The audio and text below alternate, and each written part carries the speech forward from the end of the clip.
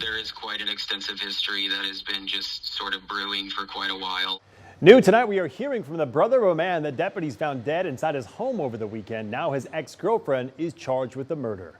Good evening and thank you for joining us for KREM 2 News 10 at 10, where we give you more news in less time. This is a story that we first reported on Saturday. It's taken a while to get the exact details, but today our Nicole Hernandez learned more about what happened that day. She also talked to the man's brother. Nicole? So Mark, first, what's new from the Spokane County Sheriff's Office? We now know the woman they have in custody is 37-year-old Cynthia Khalil.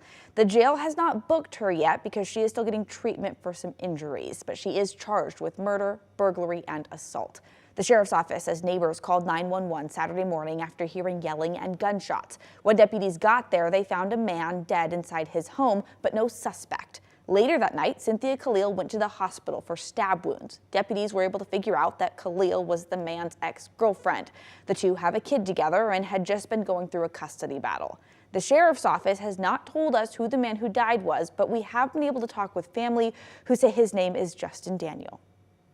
40 years of life together. He's the best friend that I've ever had. Josh Daniel is Justin Daniel's older brother. Everything he did was really just to bless others. Now, Josh wants to carry on his legacy of compassion, community, and loyalty. Loyal, was there day and night, 24/7 if you needed him. He was a phone call away. He was a drive away. It's a legacy that runs through Justin's daughters, too. Amazing father.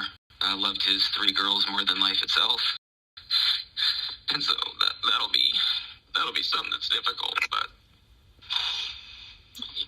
difficult, of course, an understatement. Justin and Khalil had a 2-year-old daughter together. She's safe now and talked with her 100 times, and she knows that Daddy's still with her and Daddy's in her heart with Grandpa right now. The entire Daniel family has faced an overwhelming amount of loss this year. My dad passed January 10th, and then we lost my grandma just right at the cusp of February, which was just another blow. Justin's murder, yet another. Never in a million years did any of us, this is not something that our family would even fathom. We just pray that justice will be served, and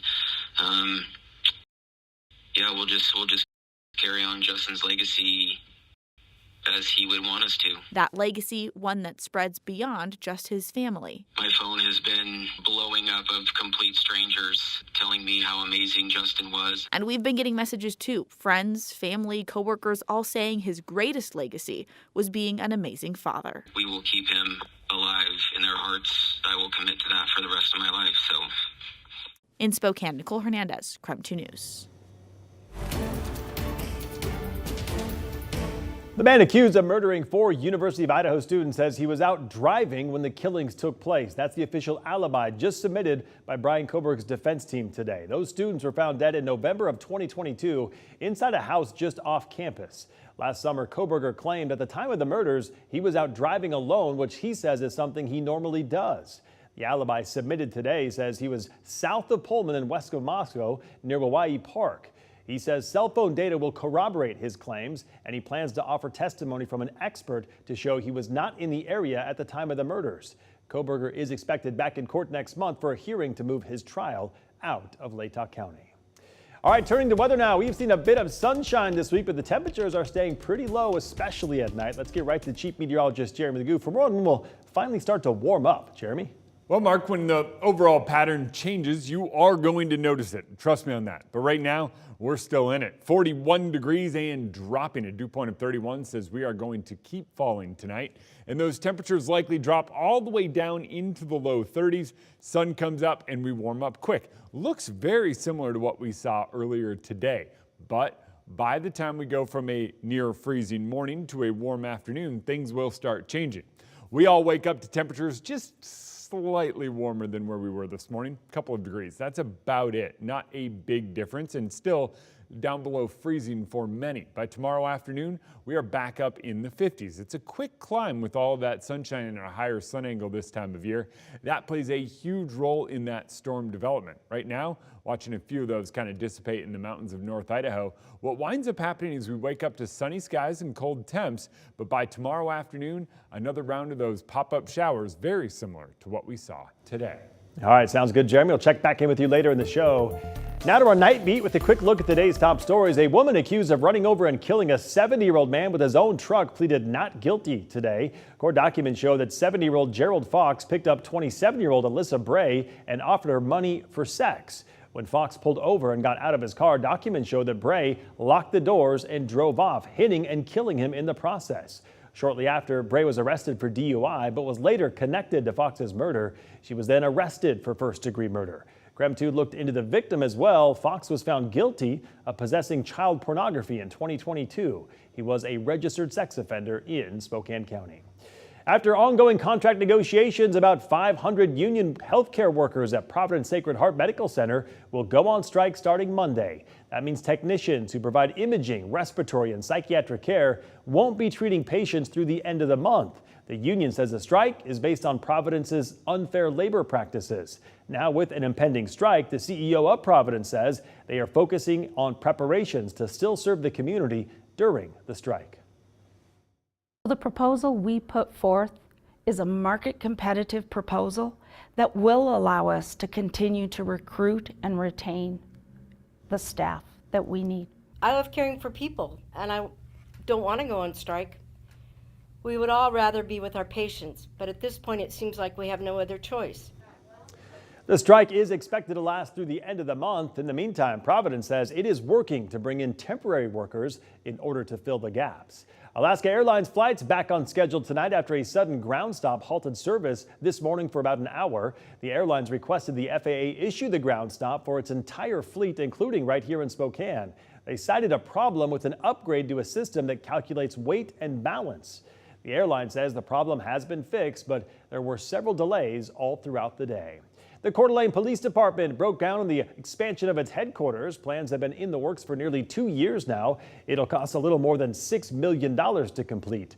Coeur d'Alene police say the expansion was necessary because they've run out of room in their current building and they need the space to keep up with the growing population.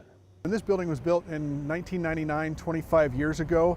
With the 75 employees, we've had a 62% increase in that. Right now, the city of Coeur d'Alene is about 58,000, and the build out is about 87,500. Today, we have 122 employees, and we only had locker room space for those 80. So many of us have our lockers, if you will, in bags under our desks or other places.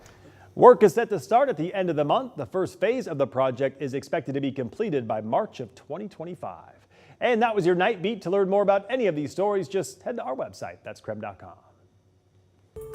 The 2024 Washington GOP convention kicks off right here in Spokane tomorrow. It is sponsored by Representative Kathy McMorris Rogers and Secretary of State candidate Bob Haglund.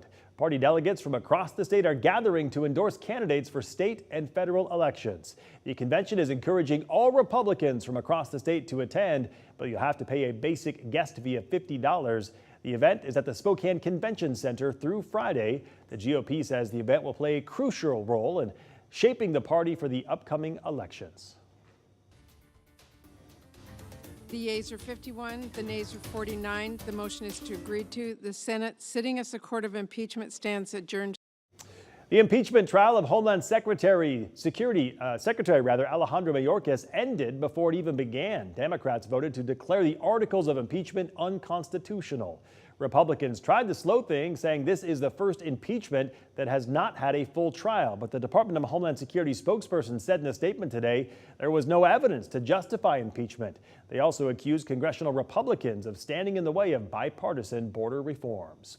A newly released report from Hawaii's Attorney General points blame at the mayor of Maui County for the response time during the devastating wildfires last summer. The documents show the mayor said it was, quote, not necessary to declare an emergency several times the day those fires sparked. It wasn't until 8 p.m. that he finally signed that emergency order. The Maui fire killed more than 100 people and destroyed thousands of homes and businesses. The cause of the fire is still under investigation. Most of the state under an emergency drought order because of our warm winter and a lack of snowpack. That could impact farmers and drinking water. The state says after a very dry start to winter, there just isn't enough water in the reservoirs. The declaration makes millions of dollars available for agencies to respond. Ecologists say people should get used to drier weather. These conditions are something that we do expect to see more often here in Washington, and particularly for people in Western Washington, where we're used to having a rainy and wet climate. This is one of the earliest drought declarations on record in the state of Washington.